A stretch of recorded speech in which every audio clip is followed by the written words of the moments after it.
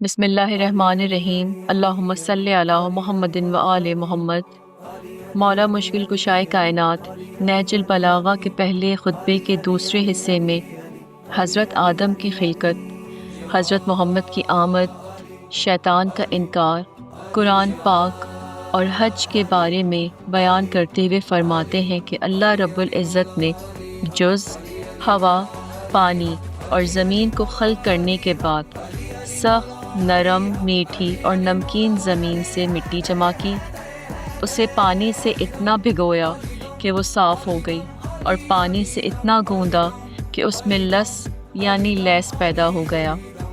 اس نے ایک ایسی صورت بنائی جس میں موڑ ہیں، جوڑ ہیں، اعضاء ہیں اور مختلف حصے ہیں۔ اسے یہاں تک سکھایا کہ خود تھم سکے، اور اتنا سخت کیا کہ وہ کھنکھنانے لگی۔ کچھ مقرر وقت تک اسے یوں ہی رہنے دیا، پھر اس میں روح پھونکی تو وہ ایسے انسان کی صورت کھڑی ہو گئی جو اپنے ذہن سے کام لینے والا، بدلاؤ لانے والا، اپنے اعضاء سے کام کرنے والا، اپنے ہاتھوں اور پیروں کو چلانے والا ہے۔ وہ حق و باطل میں فرق کرنے والا، مختلف مزوں، بوؤں، رنگوں اور جنسوں میں فرق سمجھتا ہے۔ اسے رنگا رنگ مٹی، ملتی جلتی ایک جیسی چیزوں اور مخالف ضدوں اور متضاد خطوں سے اس کا خمیر ہوا ہے، یعنی گرمی، سردی، تری اور خشکی کا پیکر ہے۔ پھر اللہ نے فرشتوں سے چاہا کہ وہ آدم کو سجدہ کرے، جو کہ اسے عظیم و برتر و بزرگ ثابت کرنے کے لیے تھا۔ سارے فرشتوں نے سجدہ کیا سوائے ابلیس کے۔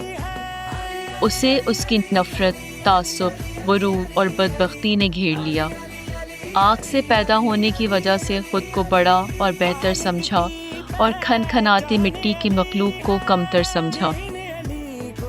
اللہ نے اسے قیامت تک مہلت دی تاکہ وہ پوری طرح اس کے غضب کا مستحق بن جائے، اور اولاد آدم کی آزمائش مکمل ہو جائے اور وعدہ بھی پورا ہو جائے۔ پھر اللہ نے حضرت آدم کو ایک ایسے گھر میں ٹھہرایا جس میں ان کی زندگی کو خوشگوار رکھا، ساتھ میں شیطان اور اس کی دشمنی سے بھی ہوشیار کر دیا۔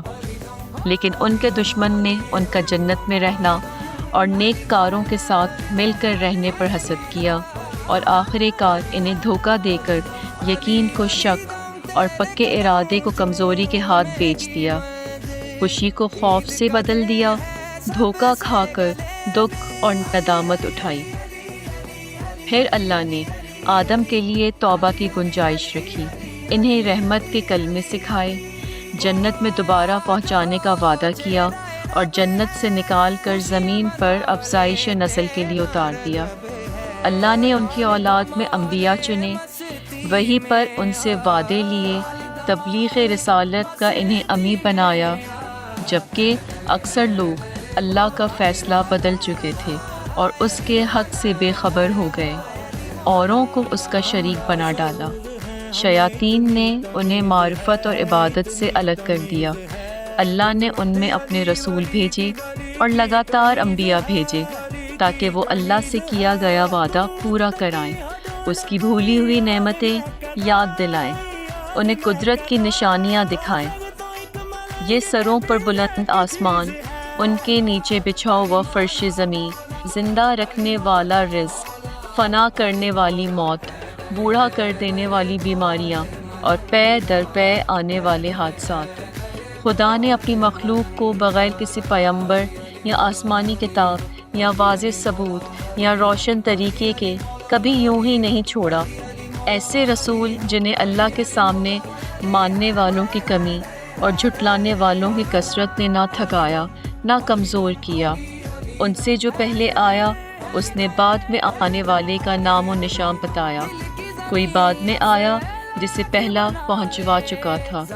اسی طرح وقت گزرتا رہا، زمانے بیت گئے، باپ داداؤں کی جگہ پر ان کی اولادیں بس گئیں، یہاں تک کہ اللہ سبحان نے اپنا وعدہ پورا کرنے اور نبوت تمام کرنے کے لیے محمد صلی اللہ علیہ وآلہ وسلم کو بھیجا، جن کے متعلق تمام نبیوں سے وعدہ لیا جا چکا تھا کہ وہ خاتم النبیین کے بارے میں اپنی امت کو بتائیں گے، ان کے ظہور کی نشانیاں، وقت اور جگہ بتائیں گے تاکہ ان کی اپنی نبوت قبول کی جائے۔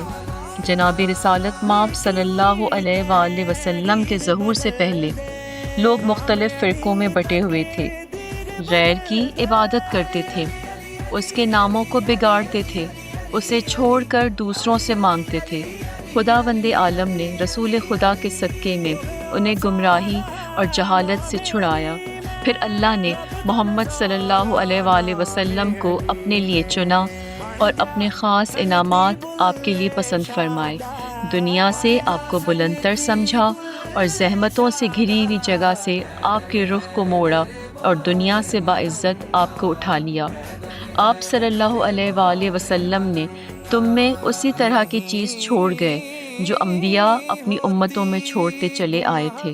پیغمبر نے تم میں پروردگار کی کتاب چھوڑی ہے، اس کتاب میں حلال و حرام، واجبات و مستحبات، ناسخ و منسوخ، رسق و عزائم، خاص و عام، سب کچھ بیان ہے۔ ساری آیتوں کی تفسیر کر دی، اس کی گتھیوں کو سلجھایا۔ اس میں کچھ آیتیں وہ ہیں جن کے جاننے کی پابندی عائد کی گئی ہے، کچھ وہ ہیں کہ اگر اس کے بندے اس سے ناواقف ہیں تو کوئی مذائقہ نہیں۔ اس کتاب میں کچھ احکام ایسے ہیں جو فرض ہیں پر حدیث کی روح سے رد ہوتے ہیں، اور کچھ احکام ایسے ہیں جن کا ادا کرنا حدیث کے حساب سے فرض ہے پر کتاب میں ان کو نہ کرنے کا حکم ہے۔ اس کتاب میں کچھ واجبات کا تعلق وقت سے ہے اور آئندہ زمانے میں بجا لانے سے منع ہے۔ قرآن میں کچھ کام ایسے بھی بیان کیے گئے ہیں جنہیں کرنے سے آتش جہنم کی دھمکیاں یعنی گناہان کبیرہ، اور کچھ کام ایسے ہیں جنہیں انجام دینے کے بعد اور نادم ہونے کے بعد معافی کی توقعات پیدا کی جا سکتی ہیں یعنی گناہان صغیرہ۔